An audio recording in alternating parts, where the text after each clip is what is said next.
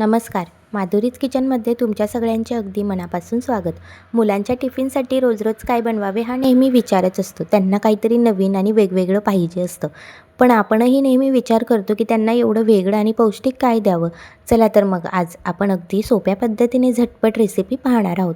त्यासाठी आपण एका मिक्सर जारमध्ये 2 वाटी बारीक रवा घेतला. त्यानंतर पाव वाटी गव्हाचं पीठ टाकून घेतलं. अर्धा इंच आलं टाकलं. 2 चमचे जिरं टाकून घेतलं आणि थोडीशी कोथिंबीर टाकली. त्यानंतर आपण 2 मीडियम साईजचे टोमॅटो बारीक चिरून घेतलेले होते ते यामध्ये टाकून घेतले. त्यानंतर पाव वाटी दहीसुद्धा टाकून घेतली.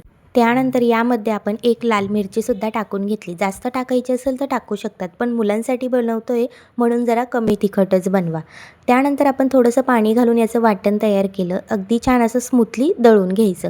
एका बाउलमध्ये काढून घ्यायचं आणि छान फेटून घ्यायचं. त्यानंतर आता यामध्ये आपल्याला पुढील साहित्य टाकून घ्यायचं आहे. त्याआधी आपण याला 10 मिनिटं आवर्जून झाकून ठेवणार आहोत, म्हणजे आपलं जे सारण आहे ते छान असं फुलून जातं. 10 मिनिट झाल्यानंतर सारणसुद्धा तयार झालेलं आहे. आता यामध्ये चवीपुरता मीठ टाकून घ्यायचं. त्यानंतर यामध्ये आपल्याला हे फेटून घ्यायचं आहे आणि नंतर अर्धा चमचा यामध्ये आपण खायचा सोडा टाकणार आहोत. म्हणजे आपले जे हे उत्तप्पे किंवा डोसा आहे ना, हा छान असा फुलून जातो आणि जाळीदारसुद्धा होतो. अर्धा चमचा सोडा टाकून आपण छान एकाच डायरेक्शनने मस्त फेटून घेतलं. आता आपण गॅसवर तवा तापायला ठेवलेला होता. आता आपलं हे जे बॅटर आहे ते 1 चमचा यावर ओतून घेणार आहोत आणि छान असं चमच्याने स्प्रेड करून घेणार आहोत. छोटे छोटेच बनवा, जास्त मोठे बनवू नका. अगदी छान असे थोडेसे जाड ठेवा, जास्त बारीकसुद्धा बनवू नका. मस्त जाळीदार होतात. त्यानंतर आपल्याला या दोन्ही साईडने छान असं तेल सोडून घ्यायचं आहे, म्हणजे खालूनसुद्धा अगदी खरपूस होतात.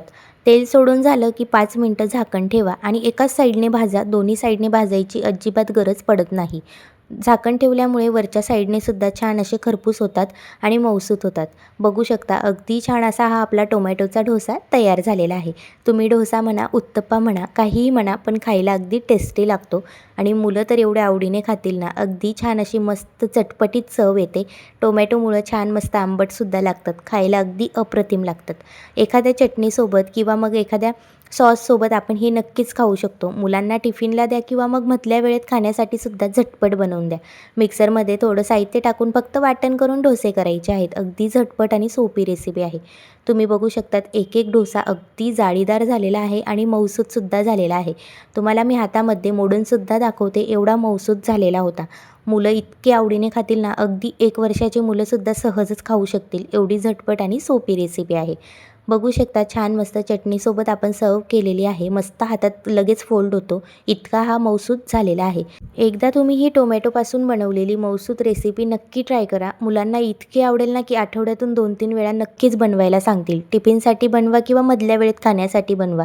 अगदी लहानांपासून मोठेसुद्धा आवडीने खातील. नक्की ट्राय करा.